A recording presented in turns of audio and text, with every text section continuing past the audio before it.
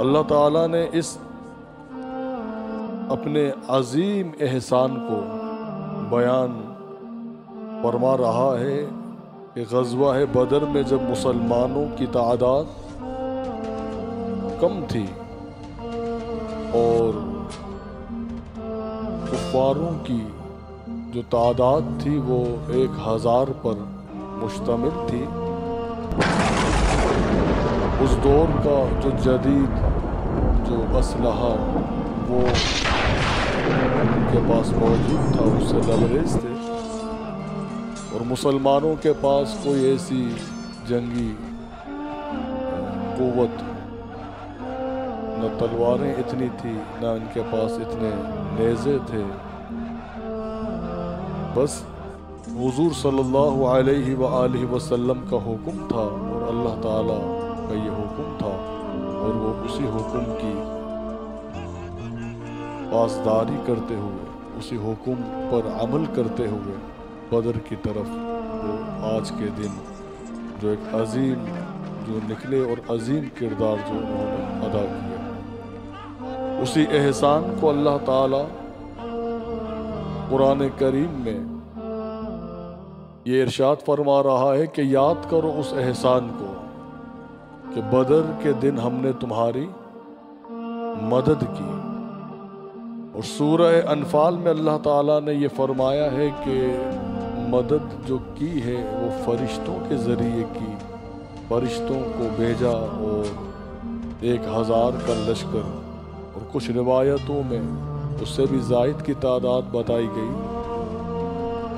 فرشتوں کے ذریعے اللہ تعالیٰ نے اسلام کی مدد فرمائی، ہم نے مدد کی اور مدد فرشتوں کے ذریعے ہوئی۔ تو یہاں ایک بات واضح ہوتی ہے کہ فرشتوں کی جو مدد ہے وہ در حقیقت اللہ کی مدد تھی۔ یہی عقیدہ ہمارا اہل سنت کا ہے، اور بدر کے مقام پر اللہ تعالیٰ یہی فرما رہا ہے کہ ہم نے مدد کی، اور مدد کے لیے آسمانوں سے فرشتوں کو اتارا اور کفار کو شکست ہوئی، اور اسلام کو ایک عظیم اللہ تعالیٰ نے کامیابی عطا فرمائی۔ مکہ مکرمہ میں جب حضور صلی اللہ علیہ وآلہ وسلم ہجرت سے قبل جب آپ وہاں بنفس نفیس اپنے وجود پاک کی برکتوں سے مکہ مکرمہ کی مبارک وادیوں کو آپ نواز رہے تھے، تو اس وقت جو ظلم و ستم آپ پر ہوتا رہا، صحابہ کرام پر ظلم و ستم ہوتا رہا،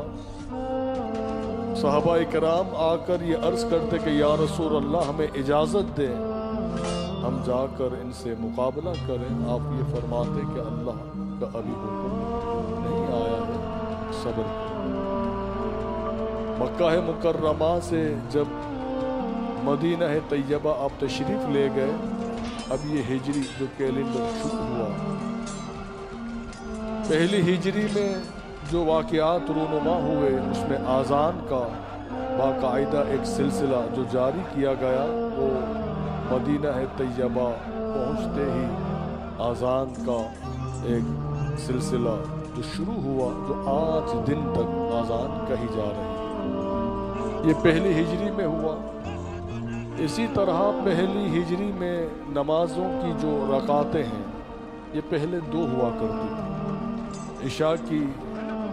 ظہر کی اور عصر کی 2 رکعت نمازیں پڑھتے تھے۔ اب یہ پہلی ہجری میں کیونکہ نمازوں کا حکم یہ شب معراج کو ہوا، مگر باقاعدگی کے ساتھ جو آج بھی ظہر کی جو 4 رکعت پڑھی جاتی ہے، عصر کی 4 ہیں، تو یہ پہلے حکم کے باوجود بھی 2 پڑھی جاتی تھی۔ تو پہلی ہجری میں یہ نمازوں کی رکعتوں کو بڑھا دیا گیا، اور جو آج دن تک وہی ترتیب جس پر ہر مسلمان عمل کر رہا ہے۔ اسی طرح مسجد قباء وہ بنائی گئی، مسجد نبوی کی بنیاد رکھی گئی۔ اب جب 2 ہجری آئی، 2 ہجری میں اللہ کی جانب سے قرآن کریم کے اندر ایک آیہ کریمہ موجود ہے جس میں اللہ تعالیٰ نے اب یہ حکم فرما دیا کہ اے میرے محبوب اب آپ کو اجازت ہے، اب اپنے غلاموں کو اب لے جائیے اور اب کافروں کے ساتھ آپ لڑیں کہ جنہوں نے ظلم کیا۔ حضور علیہ السلام 2 ہجری میں جب آپ کو یہ علم ہوا کہ کفار ایک بڑی تعداد میں لشکر لے کر اسلام کے خلاف وہ اسلام کو مٹانے کے لیے آ رہے ہیں، اب یہاں پر حضور نے اپنے صحابہ کرام کو تیار کیا کہ میرے غلام اب تیار ہو جاؤ، اللہ کی جانب سے حکم آ چکا ہے۔ 16 رمضان المبارک کے دن مدینہ طیبہ سے یہ اسلامی لشکر جو 313 پر یہ مشتمل، اب یہ 16 رمضان کی جو رات آئی، جو گزشتہ رات جو گزری ہے سن 2 ہجری میں، یہ 313 کا لشکر بدر کے مقام پر پہنچا، اور یہ عظیم صحابہ کرام جو موجود ہیں، حضور صلی اللہ علیہ وآلہ وسلم اپنے چند صحابیوں کو لے کر جنگ کا جو نقشہ اس کا معائنہ فرمانے لگے۔ آپ صلی اللہ علیہ وآلہ وسلم کے ہاتھ میں عصا مبارک تھا، آپ نے کافروں کے نام لیتے ہوئے آپ نے فرمایا کہ شیبہ یہاں گرے گا، عتبہ یہاں قتل کیا جائے گا، ولید یہاں قتل ہوگا۔ جو نام آپ صلی اللہ علیہ وآلہ وسلم نے دیے اور وہ نشان لگاتے گئے، جنگ کے ایک دن قبل حضرت عمر ابن خطاب یہ کہتے ہیں، کیونکہ فتح تو اللہ نے عطا فرمائی، وہ یہ کہتے ہیں کہ خدا کی قسم جس طرح رسول اللہ صلی اللہ علیہ وآلہ وسلم نے ایک دن قبل ہمیں جو نام بتائے تھے کہ یہ کافر یہاں گرے گا، ہم نے دیکھا وہی شخص وہاں گرا ہوا تھا۔ حضور پہلے سے ہی یہ خبر، یہ اطلاع آپ دے رہے ہیں، اور حضور صلی اللہ علیہ وآلہ وسلم اپنے غلاموں کی تربیت فرما رہے ہیں۔ اب یہ 313 کا یہ لشکر جب اتر چکا ہے، رات آپ صلی اللہ علیہ وآلہ وسلم نے مسجد العریش جو آج بھی بدر کے مقام پر جو موجود ہے، وہیں آپ کا مبارک کیمپ لگایا گیا، اور صحابہ کرام اپنے اپنے جگہ پر وہ آرام کرتے رہے، اور حضور پوری رات آپ دعا فرماتے رہے۔ جناب صدیق اکبر رضی اللہ تعالی عنہ وہ باہر پھیرا دیتے رہے۔ صبح ہوئی، نماز فجر ادا کی گئی، آپ صلی اللہ علیہ وآلہ وسلم نے ایک عظیم خطبہ آپ نے ارشاد فرمایا جنگ کے حوالے سے، کہ جس کو سن کر صحابہ کرام کے اندر جذبہ ہے جہاد اور بیدار ہونے لگا۔ اب صحابہ کرام کے جب حضور صلی اللہ علیہ وآلہ وسلم کے جتنے صحابہ تھے، ہر صحابی اس بات پر تیار تھا کہ یا رسول اللہ، ہم تعداد میں چاہے کم ہیں، ہمیں آپ حکم فرمائیے، ہم اپنی جانوں کا نذرانہ آپ کے قدموں میں قربان کرنے کے لیے تیار ہیں۔ حضور کے ایک صحابی حضرت مقداد رضی اللہ تعالی عنہ، یہ اولین میں سے ہیں۔ حضرت مقداد رضی اللہ تعالی عنہ وہ یہ عرض کرتے ہیں کہ یا رسول اللہ، ہم حضرت موسیٰ علیہ السلام کی قوم کی طرح نہیں کہ ہم یہ کہیں کہ آپ جائیے، آپ اور آپ کا رب جا کر لڑیں، ہم تو لڑنے کے لیے تیار نہیں، بلکہ حضرت مقداد کہتے ہیں کہ ہم ان کی طرح، قوم موسیٰ کی طرح، اے میرے نبی آپ کو جواب نہیں دیں گے، بلکہ ہم آپ کے آگے بھی لڑیں گے، آپ کے دائیں، آپ کے بائیں اور آپ کے پیچھے، یہاں تک کہ ہم اپنی جان قربان نہ کر دیں۔ اب یہ 313 تھے، مگر جذبہ اس قدر بلند تھا کہ کوئی ذرہ برابر انہیں خوف نہیں تھا کہ وہ سامنے 1000 کا لشکر ہے اور وہاں پر ہر جنگی سامان موجود ہے، مگر یہاں حضور کے صحابہ کرام جو تعداد میں بھی کم ہے، نہ ان کے پاس کوئی جدید کوئی سامان ہے۔ اب یہ جب صف بندی کی گئی حضور صلی اللہ علیہ وآلہ وسلم کے حکم سے، تو پہلے جو جنگ کا طریقہ تھا وہ انفرادی طور پر وہ آتے اور اپنی جانب سے کچھ اشعار کہتے، کچھ کفار اپنی طرف سے وہ اپنی تعریفی جو اشعار کہتے اور یہاں سے مسلمان نکلتے۔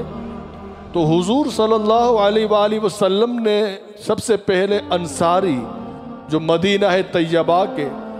یہ صحابہ کرام تھے 3، انہیں حکم دیا کہ جاؤ۔ جب یہ 3 انصاری صحابی جب جاتے ہیں تو وہ کہنے لگے، کفار جو غرور اور تکبر میں اس قدر مبتلا تھے کہ وہ کہتے ہیں کہ ہمارے مقابلے کے بھیجو، یہ جو ہیں یہ تو کسان ہیں، یہ کھیتی باڑی کرنے والے ہیں، کیونکہ انصاریوں کا جو وہاں ذریعہ معاش جو تھا وہ کسان تھے، کھیتی باڑی کیا کرتے تھے۔ اب یہ سردار ہیں کفار، یہ غرور اور تکبر میں مبتلا ہیں۔ حضور صلی اللہ علیہ وآلہ وسلم نے جب ان انصاریوں کو بھیجا، انہوں نے ریجیکٹ کر دیا، وہ کہنے لگے کہ ہمارے مقابلے کے بھیجو۔ اب اس وقت حضور صلی اللہ علیہ وآلہ وسلم نے حضرت امیر حمزہ کو حکم دیا، اپنے چچا کو، کہ اے میرے چچا آپ کھڑے ہو جائیے۔ علی المرتضیٰ کو حکم دیا کہ اے علی آپ بھی آ جائیے، اور ایک حضرت عبیدہ، اب یہ بھی عبیدہ بن حارث، یہ بھی خاندان بنی ہاشم کے ہیں۔ یہ تینوں جو افراد ہیں مقدس، جو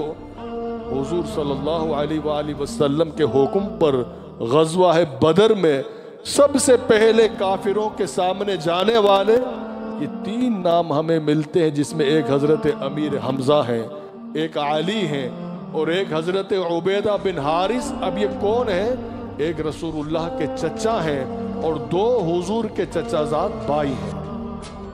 علی اور حضرت عبیدہ یہ سرکار کے چچا زاد بھائی ہیں۔ اب سامنے سے کون آ رہے ہیں کافروں کی جانب سے؟ ایک جانب شیبہ ہے، یہ شیبہ، اور ایک عتبہ اور ایک ولید، کہ یہ 2 بھائی سامنے سے آ رہے ہیں، اور یہاں سے خاندان بنی ہاشم کے افراد جا رہے ہیں۔